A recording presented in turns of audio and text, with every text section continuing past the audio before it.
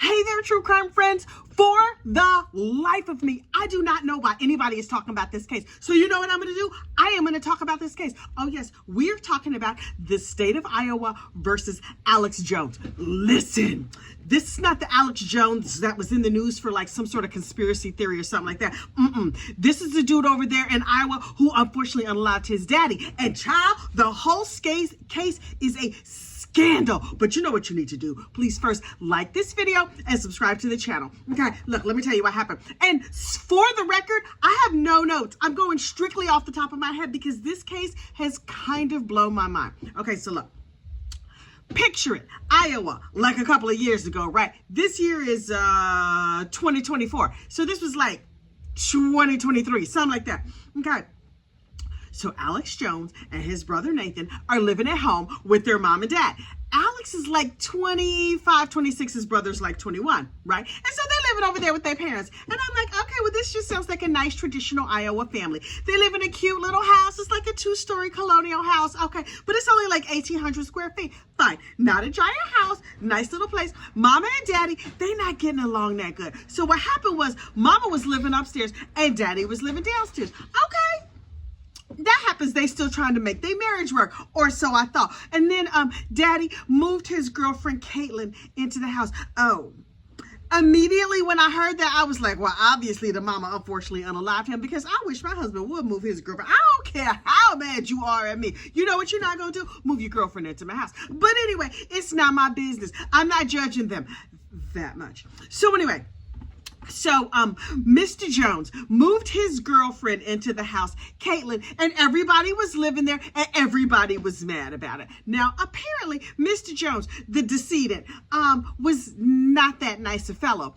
Turns out that him and his wife, not the girlfriend, we're gonna refer to her as the sister wife, because Court TV is calling this like the dad in a ditch murder trial, and me myself, child, I'm calling this the sister wife trial, because if you were living with your husband and his girlfriend, y'all are sister wives, whether you want to or not. Whether you spending the night with him or not, sister wives, in my opinion. So anyway, so they're all living in the house unhappily ever after, and everybody is drinking a little bit too much. And then one day a postman is driving down the road. He's like, boop, boop, boop, boop. Okay, I'm here in my little cart. I'm driving down the road. I'm delivering the mail. Oh, what is that over there in the ditch? Oh, it looks like something wrapped up in a rug. Oh, that is above my pay grade. Boop, boop, boop, boop, boop, boop. Hello, other postal worker. Listen, I got a little problem out here on the road. Can you take a look?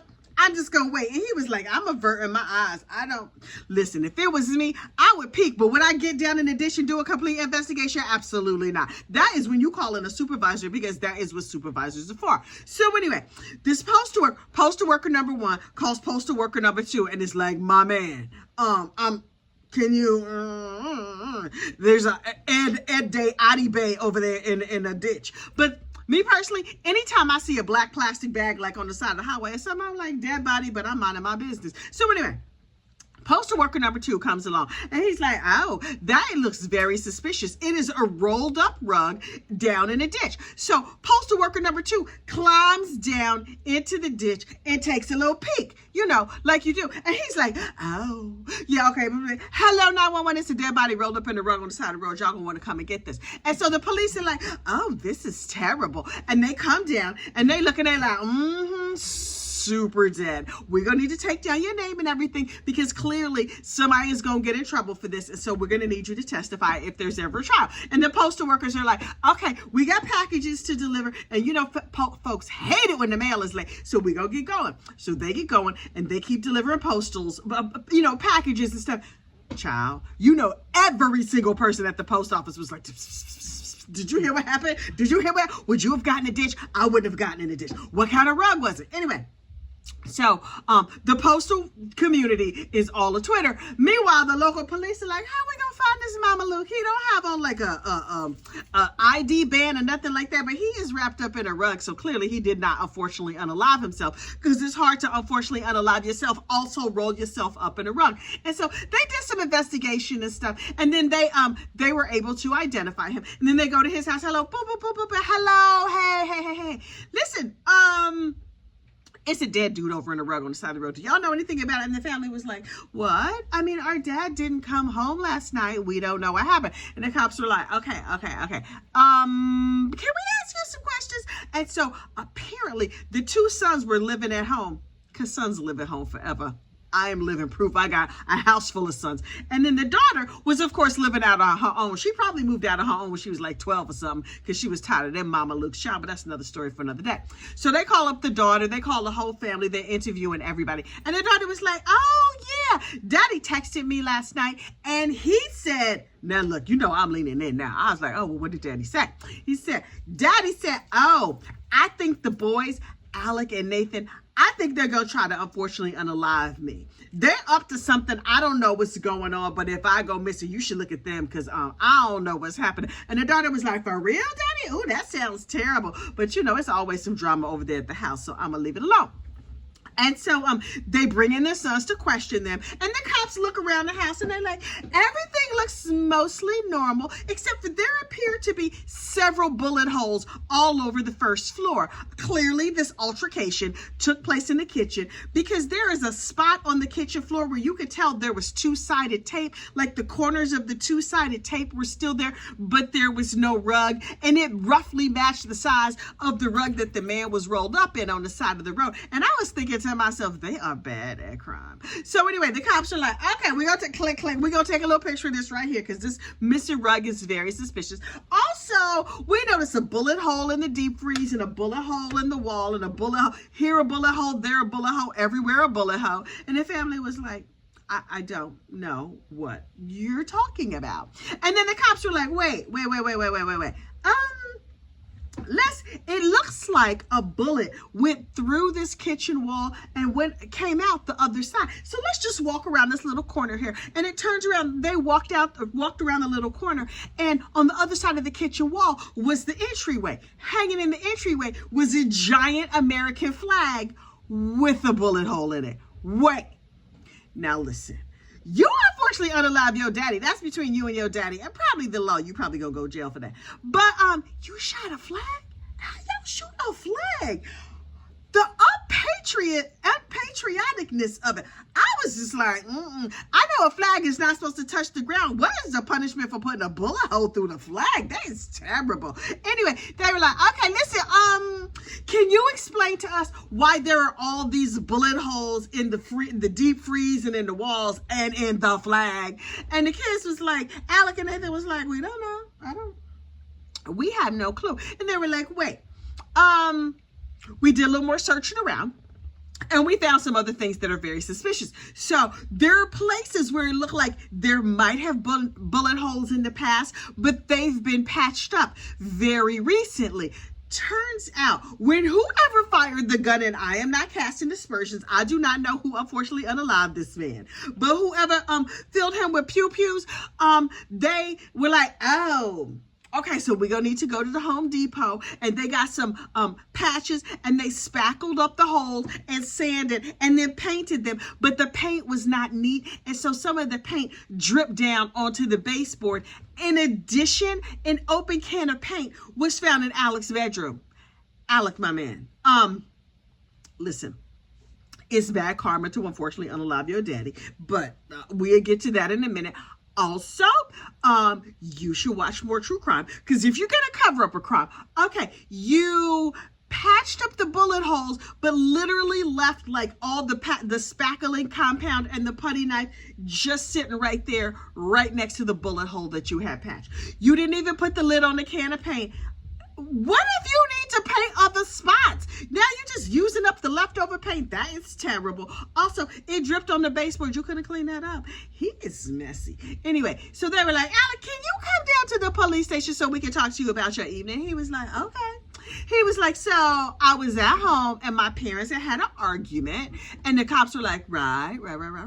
Okay. Yeah, sometimes parents don't get along. Tell us more, Alec. What exactly happened during your evening? And he was like, my parents were fighting back and forth. And then my father smacked my mother, and then my mother just like left to go because, you know, they fight all the time. And the cops were like, okay, were you upset by that? And he was like, no, they always smack each other. And he was like, the cops were like, well, what was the fight about? And he was like, see, now my dad lives in the house with his girlfriend. And I was like, y'all just gonna let that slide. We not gonna have no conversation at all about the fact that this man is living in a house with his lawfully wedded wife and his girlfriend. Okay, because I would have had to put the wife in handcuffs on the spot. Or maybe that's just me. Anyway, they were like, okay, the sister wife, Caitlin, she was there. They were like, she was there. But Caitlin and Daddy fought all the time. And they were like, oh, wow, what did they fight over? And then someone was like, oh, drugs. They was always getting high and having like knockdown, drag out fights over drugs. Okay, so this house was super dysfunctional. Like, super dysfunctional. Okay, cool. And then what happened? He was like, yeah, me and my mom, we made some food in the kitchen, and Mom had left Post-it notes all over for Caitlin. They talked. They communicated one with another. That did not include nobody smacking a bitch.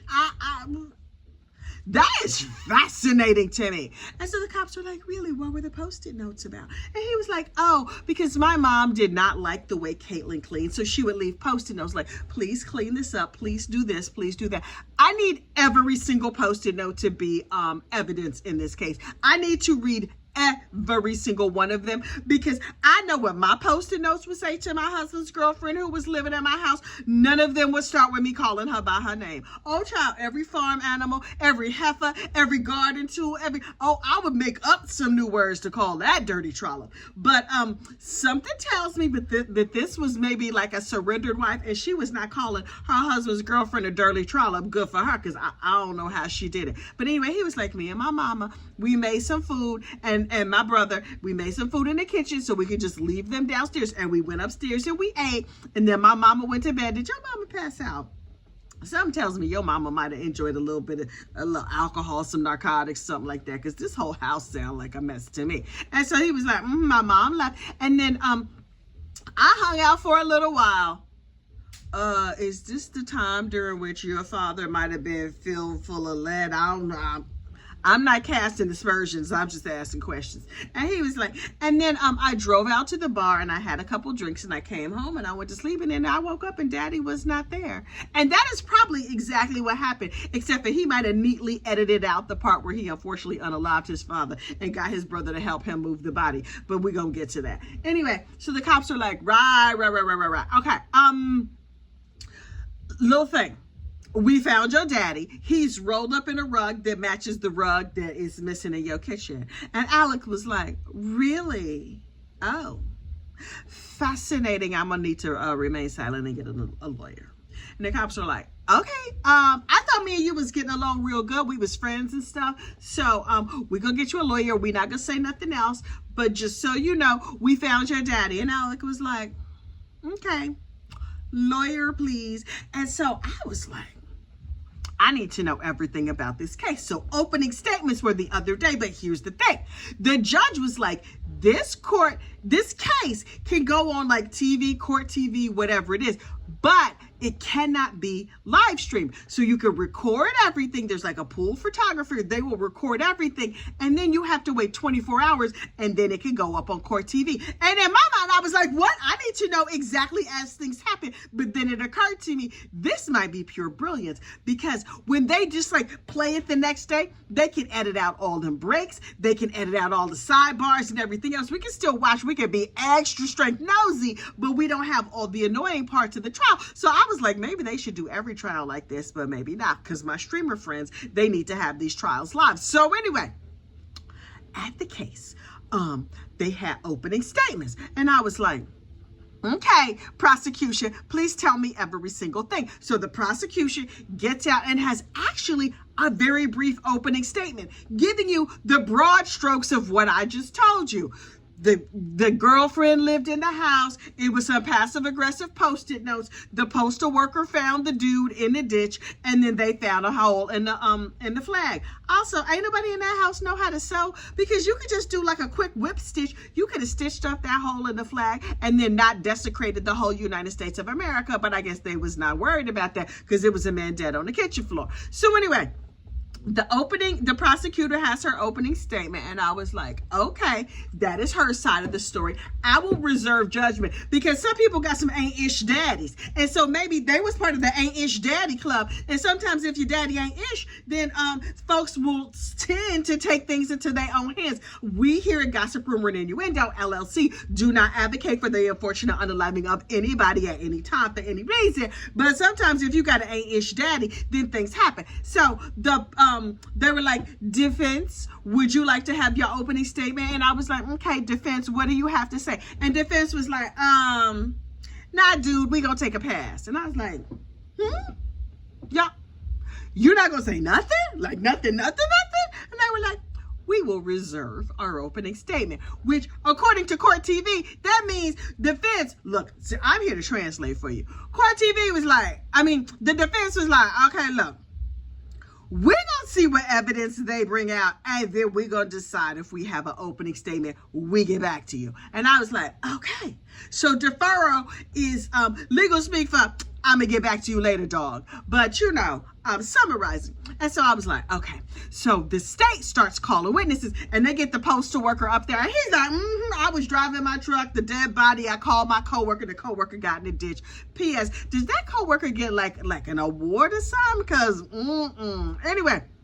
So they were like, okay, so this second dude found the body. Okay, cool. And then they had the medical examiner up there. And I was like, okay, medical examiner, what is he unfortunately unalive from? And they were like, yeah, he had several pews.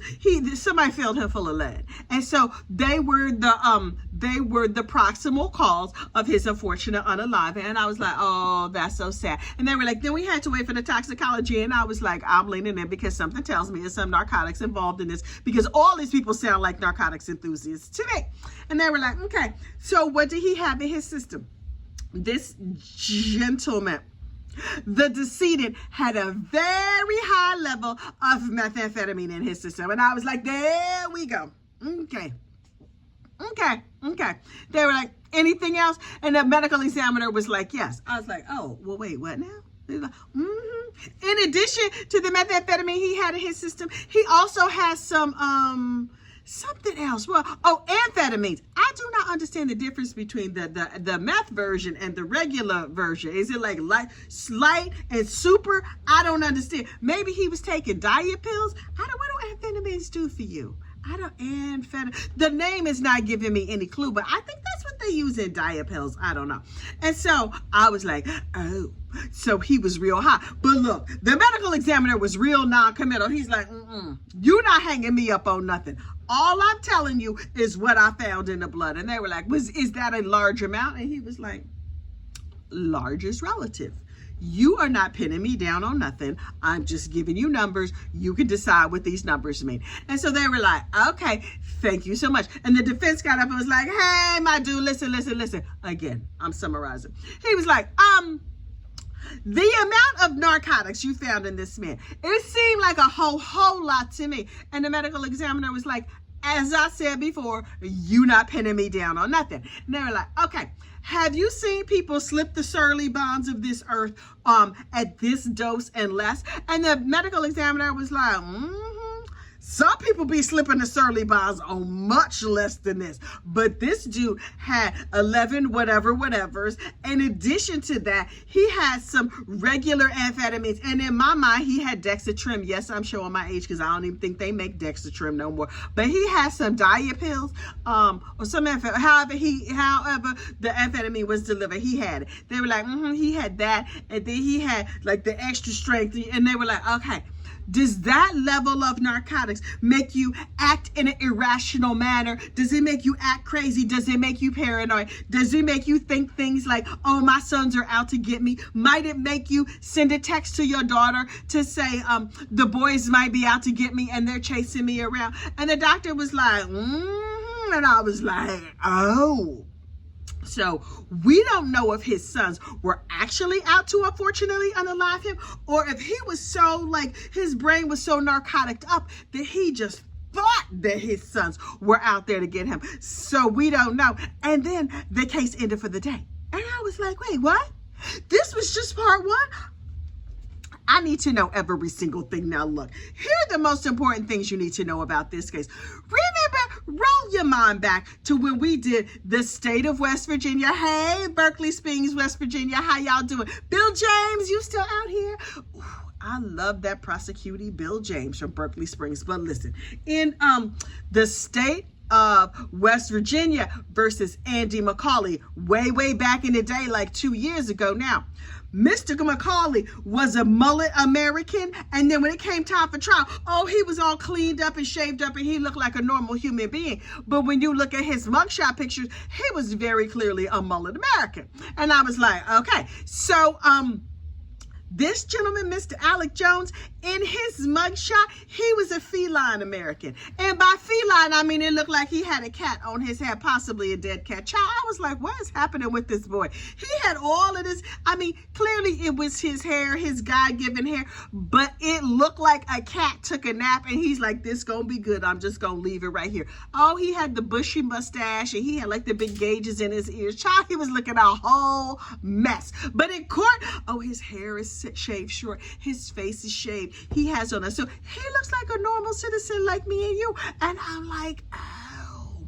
And then his brother, who according to prosecutors was not there and did not help with the unfortunate unaliving, but did help with the lifting and the carrying of his daddy, and possibly the rolling up in the rug. I wonder if they burritoed him. Like, did they fold the sides in of the rug and then roll it, or did they do just like a regular roll? Was it like a taco roll? Was there a burrito roll? Do unfortunate unalivers have like standards by which they roll up the dearly departed? I have questions, but honestly, I don't really want to find out.